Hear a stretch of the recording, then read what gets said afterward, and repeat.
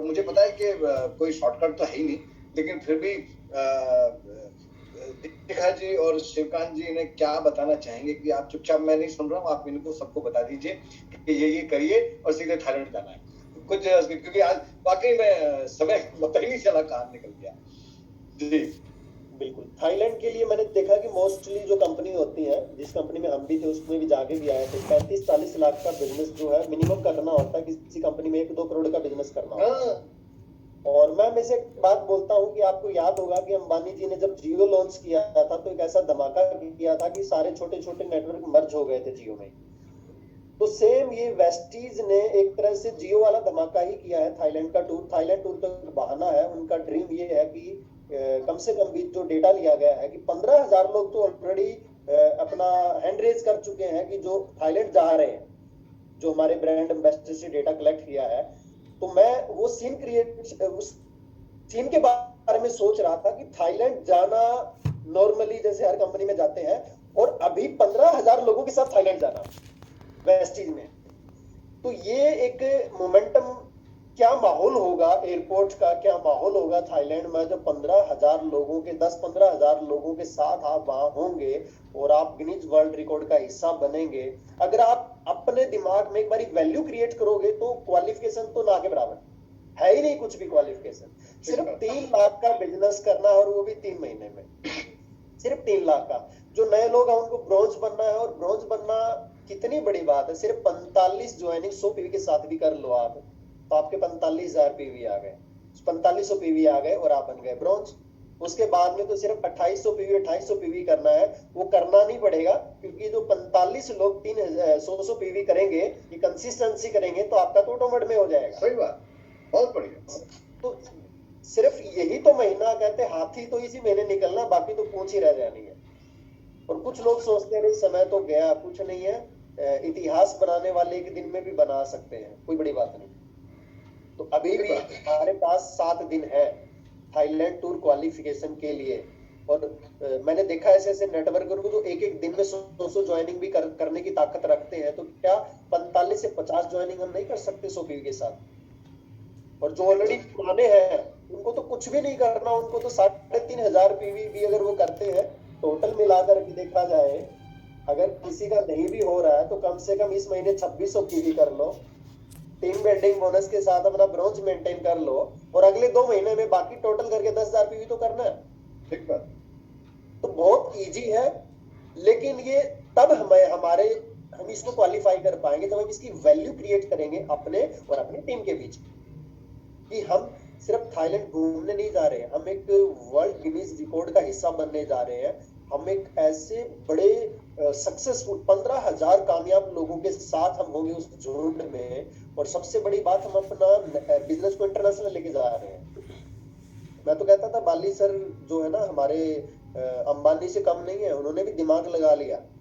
ये 15,000 लोग एक ज्वाइनिंग भी करेंगे थाईलैंड में जाके, तो पूरा थाईलैंड ज्वाइन हो जाएगा वेस्टीज में, और सबकी लेग वहां होगी, सबकी टीम होगी थाईलैंड में, और संभालने के लिए विनिंग टीम बैठी है।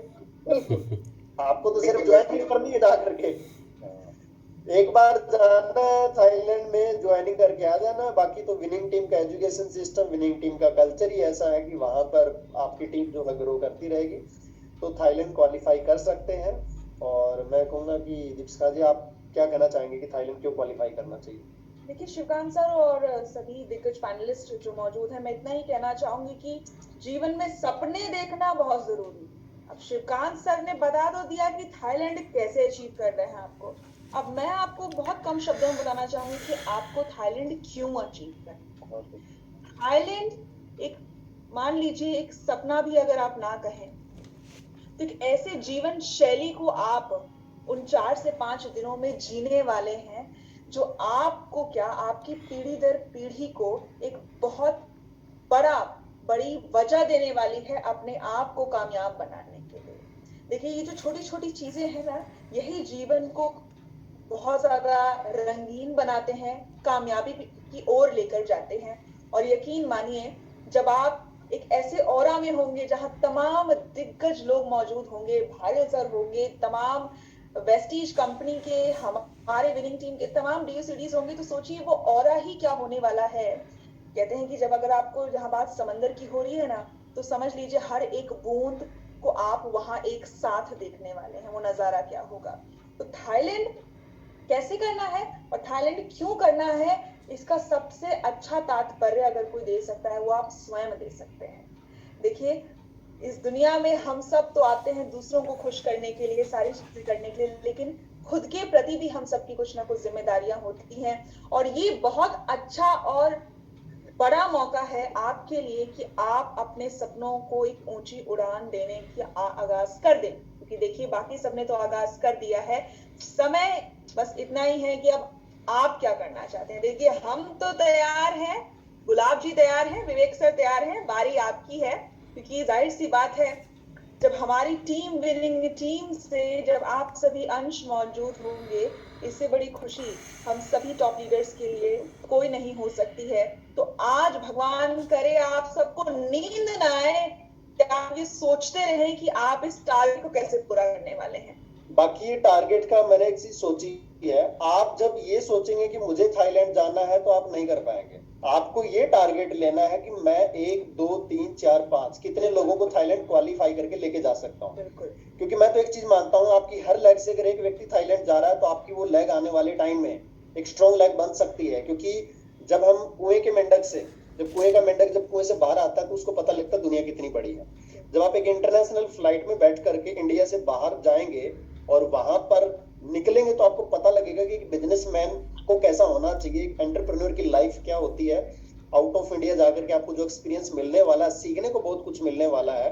जब आप समुद्र के गहराई में जाएंगे, मुझे याद है जब मैं गया था थाईलैंड में और समुद्र में नीचे हमें उतारा गया था और नीचे चल रहे थे, वो एक अलग ही एक्सपीरियंस था। वहां पर जो अलग अलग तरह के जो क्या बोल सकते हैं कि एक्टिविटीज थी समुद्र के साथ, और बहुत सारी एक्टिविटीज थी, वो एक यादगार बन गया लाइफ के अंदर में। वो ऐसे लगता है कि हम वाकई जिंदगी काट रहे थे हमारे दादा परदादा से लेकर के। लाइफ जीने के लिए हमें कुछ एक बाहर निकलना पड़ेगा। तो आपको सिर्फ एक टारगेट रखना कि कम से कम एक को तो जरूर लेकर के जाए। जो फ्रेशर हम उनकी बात कर रहा हूँ, लीडर को टारगेट रखना चाहिए, हर लेग में कम से कम एक जाना चाहिए। और जो नए हैं वो कम से कम एक व्यक्ति को लेके जाए, और पुराने लीडर को तो जितने ज्यादा लेके जाएंगे उतना आपका ही बिजनेस आने वाले टाइम में बहुत बढ़ने वाला है। तो हम सब मिल करके मैं तो ये सोचता हूँ विनिंग टीम का कोई व्यक्ति रहना नहीं चाहिए गलती से भी, क्योंकि बहुत बाद में पश्चाताप करेगा वो।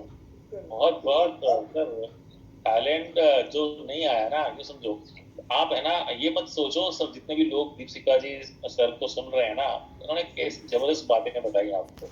आप ये मत सोचो कि आज 24 तारीख हो चुकी है, आप ये सोचो कि अभी भी 7 दिन बाकी है ना, और 7 दिन में ज्यादा कुछ नहीं होता। मैं आपको बता दूं, पता है आपको, ये पूरी जो धरती है ना 14 बार घूम जाती है अब तो आपको तो एक बार थाईलैंड जाना है, कुछ भी हो सकता है।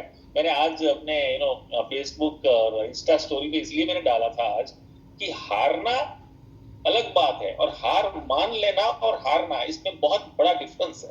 अगर आपने हार मान ली है कुछ नहीं हो सकता है ना। आपको ऑलवेज विनिंग एटीट्यूड डेवलप करना है। ये 7 दिन के अंदर हम सब कुछ कर सकते हैं, सब कुछ कर सकते हैं। और थाईलैंड तो बहुत छोटी चीज है ना। हम सब 7 दिन में डेली 7 ही लोगों को तो आपको सोपी भी कराना है बस कैलकुलेशन मास्टर।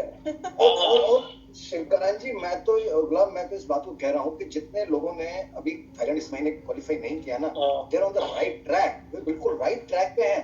उन्होंने हमारी सबकी पुरानी सभ्यता को बचा के रखा है, क्योंकि हम बिजली का बिल आखिरी दिन जमा करते हैं सर, हम मोबाइल का बिल आखिरी दिन जमा करते हैं, हम ट्रेन जब पकड़ते हैं जब छूटने में 5 सेकंड रह जाती है। तो आप बिल्कुल बेहतर कर रहे हो, यू आर राइट, आप सब थाईलैंड जाने वाले हो। और मैं इस बात से इत्तेफाक रखता हूँ जो दीपशिखा जी ने बोली, मैं जा रहा हूँ थाईलैंड, अपने लिए एक बार थाईलैंड जाके आ जाओ। ये इससे बेहतरीन कोई गिफ्ट नहीं हो सकता आपको खुद के लिए कि जो आप एक थाईलैंड ग्रुप में आपको दे सकते हो। ये बहुत बड़ी इंपॉर्टेंट बात आपको बता रहा हूँ। आप एक बार अपने आप को थाईलैंड ट्रिप दे दो और फिर उसके बाद बिजनेस मत करना, ये मेरी गारंटी है। फिर बिजनेस मत करना, लगेगा कि वही दिन है जो उन्होंने जिए हैं। यस, तो वो बल्लू के बैल की तरह लगे हुए थे दिन रात। क्योंकि कभी कभी अपने को समय देना चाहिए, और वो ये सबसे अच्छा मौका है। सबसे अच्छा ना तो आपको कॉल करके कोई परेशान करने वाला है, ना ही कोई आपको तंग करने वाला है। आप वो 5 दिन जो होंगे वो आपके लिए आपके अपने दिन होंगे जिंदगी के। बिल्कुल सही बात है। तो तो सर जी